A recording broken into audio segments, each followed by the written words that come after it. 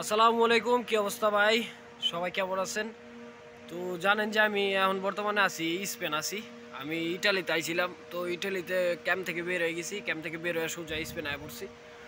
তো স্পেন আসার সময়ও আপনার পাসপোর্টের জন্য একটা বাস খাইছি। স্পেন আইসা একটা পাসপোর্টের জন্য বাস খাইলাম। তো কী ধরনের বাসটা খাইলাম এটা আপনাদের সাথে শেয়ার করি। আপনারা ভবিষ্যতে আসলে পাসপোর্ট সাথে নিয়ে আসবেন। প্রথম বাসটা খাইছি ইটালিতে আসার পরে। ইটালিতে যদি পাসপোর্টও না থাকে তাও আপনার পাসপোর্টের ফটোকপি দিয়ে আপনি ক্যাম্পে কাগজপত্র সব কিছু বানাইতে পারবেন। ক্যাম্প থেকে সব কিছু বানাই দিব ওরা, কাগজপত্র মানে যেই কেস কুস সব এগুলো আপনি পাসপোর্ট ছাড়া করতে পারবেন। তো এই জন্য আর কি ইটালি ভালো ছিল। তো যাই হোক আর কি, তো ইটালি থেকে যখন আমি স্পেনের জন্য আসছি, তো আমার নিয়েছিল দালালে 450 ইউরো। তো আমার যদি পাসপোর্ট থাকতো আমি 300 ইউরোতে আসতে পারতাম। আমার 150 ইউরো সেটা আমার সেভ হইতো। 150 ইউরো আপনার স্পেনের 1 মাসের রুম ভাড়া, ঠিক আছে, 1 মাসের রুম ভাড়া হিসাব পড়তো আমার 150 ইউরোতে। তো যাই হোক আর কি, ওটা গেল। আবার অনেক ঘুরতে হয়েছে, অনেক সমস্যা হয়েছে, মানে সমস্যা বলতে অনেক ঘুরতে হয়েছে, জায়গায় জায়গায় যাইতে হয়েছে। প্রথমে ইটালি থেকে সুইজারল্যান্ড গেছি, সুইজারল্যান্ড থেকে ফ্রান্সে ঢুকছি, ফ্রান্স থেকে আইছিলাম স্পেন। তো অনেক ঝামেলা, অনেক লং জার্নি। আর আপনার পাসপোর্ট থাকলে দেখা গেল যে আপনি সরাসরি ট্রেনে আসতে পারবেন। ওই ইটালি থেকে সরাসরি আপনি ওই বার্সেলোনার ট্রেন পাইবেন, ওই স্পেনের ট্রেন পাইবেন সরাসরি। তো স্পেন আসিয়া পড়তে পারবেন সরাসরি। তো এটা একটা প্লাস পয়েন্ট। তার মধ্যে টাকাও ভাই কম খরচ হইব। টাকা দেখা গেল যে আপনি বললামই তো 300 ইউরোর মধ্যে কমপ্লিট করতে পারবেন। তো 300 ইউরো, 150 ইউরো আপনার সেভ হইব। আর আমি দালাল ধরে আইছি, ঘুইরাও আসছি, তার মধ্যে 450, 150 ইউরো আরও বেশি গেছে। তো যাই হোক আর কি, ওইটা সমস্যা নাই, ওইটা ইনকাম করলে আলহামদুলিল্লাহ ওটা প্রোটেক্ট করতে পারো। তো তারপরে মেইন বাসটা খাইছি স্পেন আইসা। স্পেন আইসা কি বাসটা খাইছি সেটা হইলো গিয়া স্পেন আসার পরে আপনার এনপ্রাদোমেন্ট্র করতে হয়, যেটা হইলো আপনার, আমি সহজভাবে বলি, আপনার বাসা, যে বাসা নেবেন আপনি ওই বাসার ঠিকানায় আপনি পুলিশ স্টেশনে ফাইল জমা দিবেন যে আমি এই বাসায় থাকি।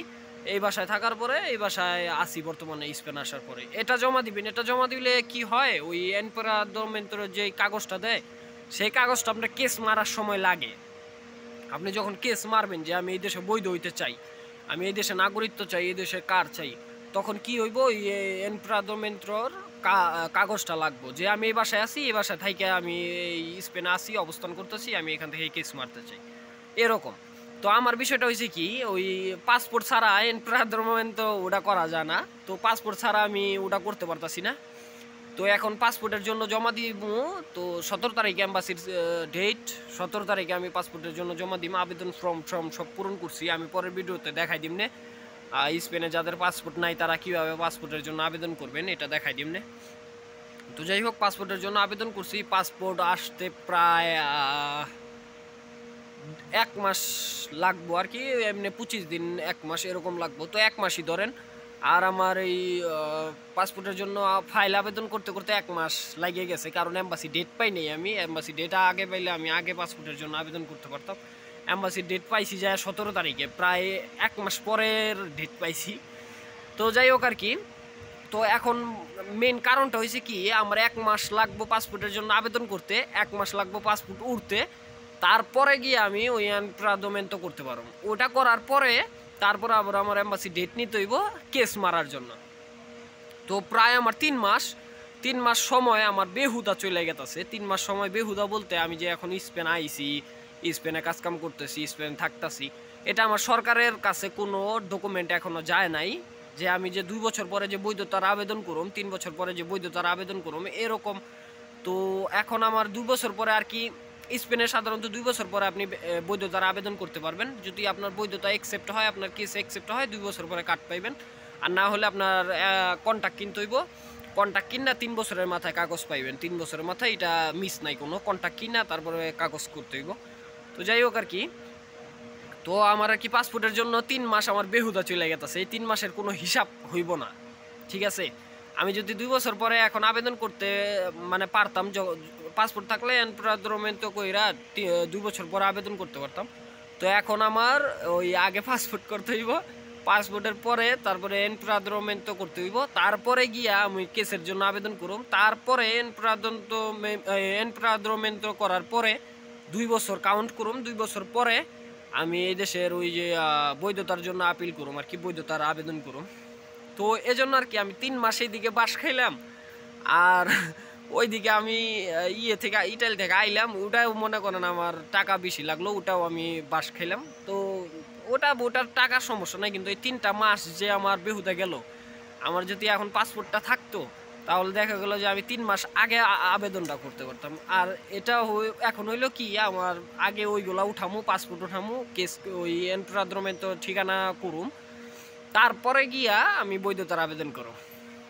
তো আমার 3 মাস এমনি চলে গেল। আর ওইদিকে বাস তো আর কি, আমাদের পাসপোর্ট তো ছিল, আমাদের পাসপোর্ট ভাই ছিল তিউনিসিয়া যখন ছিলাম। তো মাসুদ রানা উনি পাসপোর্টটা আমাদের মাইরা দিছে, পাসপোর্টটা মানে ভিসা ছিল তো, তো পাসপোর্টটা দিয়ে মনে উনি চলাচল করবো, অথবা ওই অন্য কাউরে মানে আমাদের মতো যাদের চেহারা চোহারা মিলে, হালকা পাতলা মিলে, তাদের চলাচল করাইবো ওনার গেম করে, এরকম হইতে পারে। তো এটার জন্য মনে হয় উনি পাসপোর্ট রাইখা দিছে। আর একটা কথা বলে দিই, আপনারা সবাই পাসপোর্ট যেখান থেকে আসেন পাসপোর্ট সাথে রাখবেন। পাসপোর্টটা সাথে রাখলে কি হয়, আপনার অনেক উপকার হয়। এখন আমি যদি ইটালি থাকতাম তাহলে দেখা গেলো আমার এই 3 মাসে ফিঙ্গার টিঙ্গার সব হয়ে যেত, হয়ে গেলে মনে করেন যে তারপরে গিয়ে আমি আস্তে ধীরে সৌজন্য পাইলে আমি বাইরে হয়ে কাজকাম করলে উকিল ধরেও আমি কাগজপত্র বানাইতে পারতাম। তো এখন এইদিকে আসছি, এইদিকে মনে করেন আগে পাসপোর্ট উঠামু, তারপরে ওই ঠিকানা করুম, ঠিকানা করার পরে যে কেস মারুম, কেস মারার পরে গিয়া 2 বছর পরে গিয়ে আমি এই কাগজের জন্য আপিল করুম, কাগজের জন্য আর কি অ্যাপ্লাই করুম। তো 3 মাসে দিকে শেষ। আর ওইদিকে মনে করেন ইটালিতে গেল 1 মাস। তো আমার 4-5 মাস প্রায় আমার বেহুদা চলে গেল। এই 5 মাসে কিন্তু আমি অনেক আগাই যেতে পারতাম। আমি ইটালিতে থাকলেও আমি 2 মাসে 3 মাসে কিন্তু আমার ফিঙ্গার হয়ে যেত। তো এই জন্য আর কি একটা ছোটোখাটো বাস, তার মধ্যে একদিকে খারাপও না, কি লেগে ইটালিতে অনেক কাগজপত্রের সমস্যা, ইটালিতে কাগজপত্র লেট হয়, তার মধ্যে সব কিছুই লেট হয়। ইটালিতে বাঙালি বেশি, কাজ কাম পাওয়া যায় না, তার মধ্যে আমাদের ক্যাম্প ছিল জঙ্গলের সাইডে, কাজও পাইতাম না। তো ওইদিকে ভালোই, একদিকে ভালো একদিকে খারাপ। তো যাই হোক আর কি, 3 মাস আর 1 মাস, 4 মাস আমার বেহুদা চলবো, তারপরে গিয়ে আমার পাসপোর্ট পাইলে তারপরে গিয়েই করুন। তো যাই হোক, যারা আসবেন তারা পাসপোর্ট সাথে রাখবেন, যে কোনো জায়গায় পাসপোর্ট লাগে, বাংলাদেশি পাসপোর্ট এটা লাগে। আর স্পেনে তো অবশ্যই লাগবে পাসপোর্ট, পাসপোর্ট ছাড়া আপনি কিছুই করতে পারবেন না। কিছু বলতে এই যে কাজকাম করতেছি, থাকতেছি, সব কিছুই হয়েছে, কিন্তু আপনার যেই সরকারের যে আবেদনটা, ওটা ঠিকানা দিয়ে রেজিস্টার করুন, তারপরে গিয়া আপনার কেস মারুম, তো এগুলা এখন করতে পারতেছি না।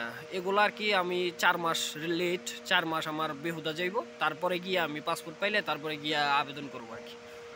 তো যাই হোক আর কি, এটাই আপনাদের সাথে শেয়ার করলাম যে পাসপোর্ট সবাই সাথে রাখবেন। পাসপোর্ট থাকলে এটা এই দিক দিয়ে আপনি 4 মাস 5 মাস আগাই যাবেন, 4 মাস 5 মাস আগে আপনি কার্ডের জন্য আবেদন করতে পারবেন। তো যাই হোক, ভিডিও আজকের মতো এই পর্যন্তই। ভিডিও ভালো লাগলে অবশ্যই লাইক করেন, মন চাইলে শেয়ার করেন, আর পারলে অবশ্যই চ্যানেলটা সাবস্ক্রাইব করে রাখবেন। তো দেখা হচ্ছে পরবর্তী কোনো ভিডিওতে, সে পর্যন্ত ভালো থাকেন, সুস্থ থাকেন, আল্লাহ হাফেজ।